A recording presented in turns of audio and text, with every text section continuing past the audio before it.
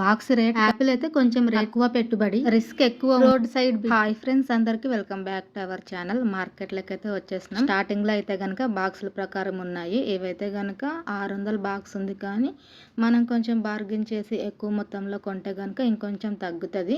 కాకపోతే బాక్సుల ప్రకారం పెట్టినప్పుడు ఏంటంటే, నేను చాలా సార్లు చెప్తా కదా, ఖచ్చితంగా దాంట్లో 20 కేజీలు అయితే వేసి ఉంటారు. ప్లస్ దాంట్లో అడగని అన్ని కూడా కొంచెం డ్యామేజ్ ఎక్కువ ఉంటాయి అన్నమాట బాక్సుల ప్రకారం తీసుకున్నప్పుడు. అయితే కొన్ని అంగడిల్లో అంటే కొంతమంది దళారి దగ్గర ఏంటంటే బాక్సుల లెక్క రేట్ పెట్టినా కూడా 20 కేజీలు ఖచ్చితంగా ఉంటాయి. అంటే సింపుల్ బాక్స్ ఫుల్గా ఉంది అంటే గనక ఖచ్చితంగా 20 కేజీలు ఉంటాయి. బాక్స్ ఫుల్ లేకుండా తక్కువగా సగానికి అట్లా ఉందంటే గనక 17 కేజీలు లేదా 18 కేజీలు, 20 కేజీలు లోపలే ఉంటాయి. కానీ బాక్స్ రేటే చెప్తారు.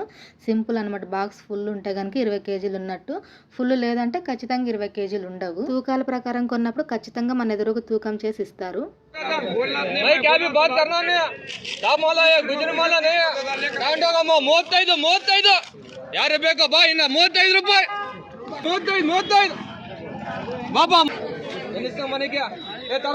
ఈ రోజు కూడా కేజీ 35 ఉంది. అంటే ఫస్ట్ క్వాలిటీ అనమాట. మనం తూకాల ప్రకారం తీసుకున్నప్పుడు దాంట్లో మోసం ఏం జరగదు. ఖచ్చితంగా ఎన్ని కేజీలు ఉంటే అన్ని కేజీలే. ఒకవేళ బాక్స్లో 18 కేజీలు ఉన్నా కూడా 18 కేజీలకే డబ్బులు ఇస్తామన్నమాట. అది తేడా మనం బాక్సుల ప్రకారం కొనేదానికి, తూకాల ప్రకారం కొనేదానికి.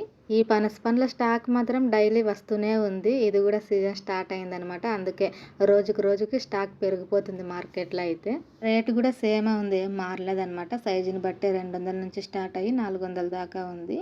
ఇవైతే యాపిల్, ఇది కొంచెం రేట్ తగ్గింది ఈరోజు. ఇంతకుముందు అయితే కనుక 4000 దాకా ఉండింది, కానీ ఈ రోజు అయితే 3700 ఉంది. అంటే క్వాలిటీ కొంచెం సైజు చిన్నగా ఉన్నాయన్నమాట. కాయలు అయితే అంత పెద్ద సైజు కాయలు అయితే కాదు.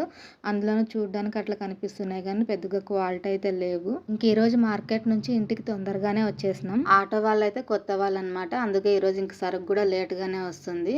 నేనే బండిని తోసుకెళ్దామని చెప్పేసి ఇంక ఇంట్లో పనులన్నీ రెడీ చేసుకుంటున్నాను అనమాట. ఆటో వచ్చేసరికి నేనే బండి తోసుకెళ్ళాలి. మా వారికి కొంచెం సిటీలో పని ఉందని చెప్పి ఇంటి దగ్గర నన్ను వదిలేసి మళ్ళీ సిటీలోకే వెళ్ళినారు ఆయన. అయితే ఒక సిస్టర్ నాకు పర్సనల్గా డిఎం చేసి అడిగిన కామెంట్ అనమాట ఇది.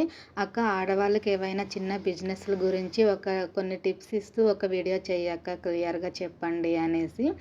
15 డేస్ అబా అవుతుంది ఆ సిస్టర్ అడిగి, కానీ నాకు ఈ టాపిక్ మీద వీడియో చేయడానికి అవ్వలేదు. ఈరోజు అయితే కనుక నాకు తెలిసినన్ని కొన్ని టిప్స్, కొన్ని నేను ఫేస్ చేసిన ఎక్స్పీరియన్స్, చిన్న బిజినెస్ చేస్తే ఎట్లా ఉంటుంది బయట, ఇవన్నీ అయితే కనుక ఈ వీడియోలో కవర్ చేస్తానండి. అయితే స్మాల్ బిజినెస్ అనగానే ఫస్ట్ మనకు గుర్తొచ్చేది ఏంటి? ఫస్ట్ అయితే కనుక కూరగాయల వ్యాపారం, సెకండ్ పూల వ్యాపారం, థర్డ్ పండ్ల వ్యాపారం, ఫోర్త్ ఏంటంటే చిన్నగా హోటల్ అనమాట. అది టీ హోటల్ కావచ్చు, లేదా చిన్న టిఫిన్ సెంటర్ హోటల్ కావచ్చు. ఈ 4 వ్యాపారాల్లో అన్నింటికన్నా తక్కువ పెట్టుబడితో ఏది ముందు ప్రారంభించవచ్చు అంటే గనక కూరగాయల వ్యాపారం. దీనికైతే గనక మనం ఎంత తక్కువ పెట్టుబడి పెట్టుకుంటే అంత బిజినెస్ అనమాట. అంటే స్టార్టింగ్ మనకి పండ్ల వ్యాపారం, పూల వ్యాపారం కన్నా కూడా బెటర్ అనమాట కూరగాయల వ్యాపారం. ఎందుకంటే మనం ఒక 3-4 రకాలు తీసుకున్నా కూడా అది నిత్యావసర వస్తువు కాబట్టి ఖచ్చితంగా సేల్ అవుతుంది. దాని రేటు పెరిగినా కూడా దాని డిమాండ్ అయితే మాత్రం పెరగదు. ప్రతి ఇంట్లో కూరగాయలు ఉండాల్సిందే కాబట్టి. అయితే ఇంక ఇందులో ఏ రిస్క్ లేదా, ఎప్పుడు పెట్టినా కూడా బాగా అవుతుందా అంటే ఇందులో కూడా ఒక పెద్ద సవాల్ని ఎదుర్కోవాల్సి వస్తుంది. డైలీ కూడా మనకి కూరగాయలు అనేవి అయిపోతూనే ఉండాలి. మిగిలిపోతే ఏంటంటే అవి కూడా పచ్చసరుకు కాబట్టి పాడైపోతుంది. ఏంటంటే కూరగాయలు అనేది మనకు అప్పుడు ఇంట్లోకి కూడా మిగులుతాయి అనమాట. సపరేట్ మనం డబ్బులు పెట్టి కొనుక్కోవాల్సిన అవసరం ఉండదు. ఇంట్లోకి కావాల్సిన కూరగాయలు అయితే కనుక అది ఒక ప్లస్ పాయింట్ కూరగాయలు బిజినెస్ చేసినప్పుడు. ఇంకా పండ్ల వ్యాపారం ఏంటి అంటే కనుక ఇది కూడా మంచిగా ఉంటుంది. కాకపోతే కూరగాయల బిజినెస్తో పోలిస్తే కనుక దానికి ఉన్నంత డిమాండ్ దీనికైతే ఉండదు. కేవలం సీజన్లో మాత్రమే మంచి ఇన్కమ్ వస్తుంది. పెట్టుబడి చూసుకుంటే కూడా మనం కూరగాయలకు పెట్టిన పెట్టుబడి పండ్లకు పెడితే కనుక అవ్వదు. ఎందుకంటే కొంచెం పెట్టుబడి ఎక్కువగానే ఉంటుంది పండ్ల వ్యాపారానికి. కూరగాయల వ్యాపారానికి అయితే మనం చిన్నగా స్టార్ట్ చేసినా కూడా 500 రూపాయల్లో కూడా మనం బిజినెస్ చేయొచ్చు.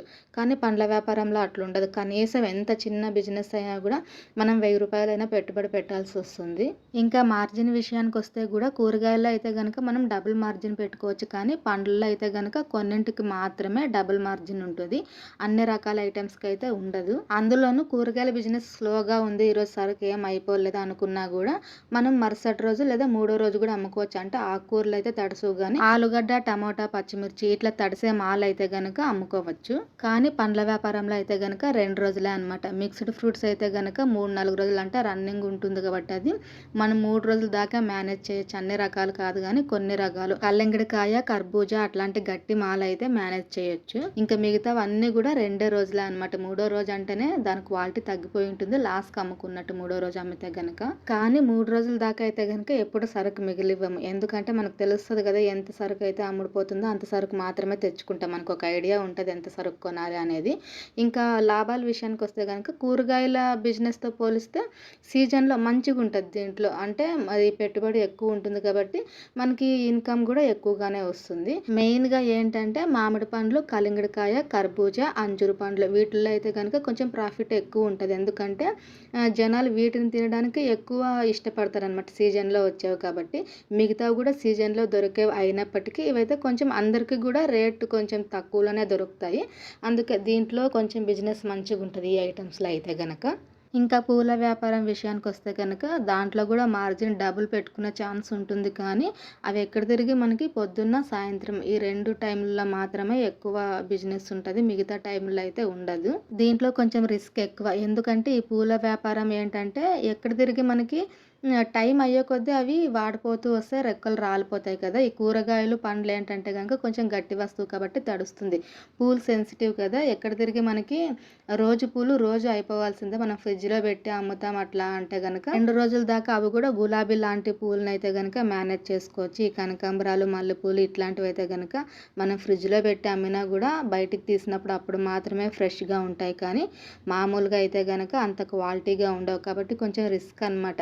మనకు రెగ్యులర్‌గా మనకి రిపీటెడ్ కస్టమర్స్ ఉన్నారు. మంచిగా అవుతది అనేటట్టు ఉంటేనే పూల బిజినెస్ పెట్టుకోవాలి. లేదు ఈ ఏరియాలో ఎవరు అమ్మేవాళ్ళు లేరు. కొత్తగా పెట్టినా కూడా క్లిక్ అవుతది అనే ధైర్యం ఉంటే పర్లేదు చేసుకోవచ్చు. ఇంకా చిన్నగా టిఫిన్ బండి పెట్టాలి అనుకుంటే కూడా ఒక చిన్న తోపుడు బండి మీద రోడ్ సైడ్ బిజినెస్ అయితే చేసుకోవచ్చు దాన్ని కూడా.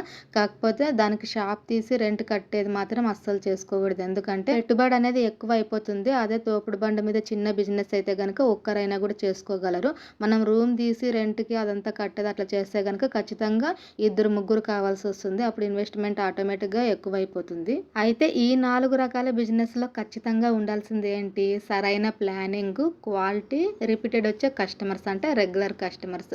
ఈ 3 ఖచ్చితంగా ఉండాలి. ఈ 3 ఉంటేనే అది సక్సెస్ అవుతది ఏ బిజినెస్ స్టార్ట్ చేసినా కూడా. ఇవేనండి చిన్న బిజినెస్‌కి సంబంధించి నేను చెప్పాలనుకున్నదైతే గనక. ఏదైనా అంతే కష్టపడే తత్వం ఉంటే సక్సెస్ ఖచ్చితంగా వస్తది. ఇవి మాత్రమే తక్కువ పెట్టుబడి ఇంకే బిజినెస్‌లు లేవా అంటే చాలానే ఉంటాయి. కాకపోతే ఇవి రెగ్యులర్ రన్నింగ్ ఉంటాయన్నమాట. అందుకే బెస్ట్ ఆప్షను. ఖచ్చితంగా అందరూ ఇదే చేయాలని అయితే కాదు. జస్ట్ ఇట్లాంటి బిజినెస్ మీద నా అభిప్రాయం మాత్రమే చెప్పాను ఆ టిప్స్. నాకు తెలిసిన కొన్ని టిప్స్ అయితే చెప్పాను. మీకు ఇంకా ఏమైనా డౌట్స్ ఉంటే గనక కామెంట్ సెక్షన్‌లో అడగండి చెప్తాను. వీడియో నచ్చితే ఒక్క లైక్ చేసి సబ్స్క్రైబ్ చేయండి friends. Thank you for watching.